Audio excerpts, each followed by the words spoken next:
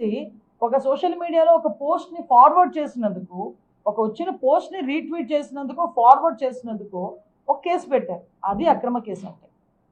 ఒకవేళ ఏదైనా నువ్వు తల్లికి వంద ఆడ అప్పుడేంటి అమ్మఒడి అమ్మఒడి ఒకరికి ఇస్తానంటే ఇద్దరికి ఇస్తానంటివి ఒకరికే ఇచ్చేవేంటి అని చెప్పి ఒక సోషల్ మీడియాలో ఒక పోస్ట్ పెట్టినందుకు దాన్ని అర్ధరాత్రులు ఇంట్లోకి దూకి లైట్లు పగలగొట్టి ఏదో డెకాయిట్ని తీసుకెళ్ళడం అదే అక్రమ అరెస్ట్.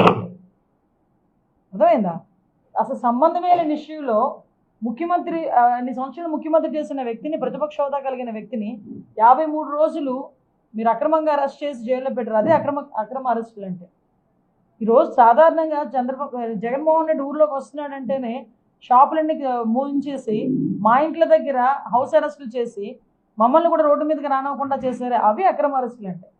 ఇవి కాదు అక్రమ అరెస్టులు అంటే. ఇది సక్రమంగా జరుగుతున్న ప్రక్రియ. ఇది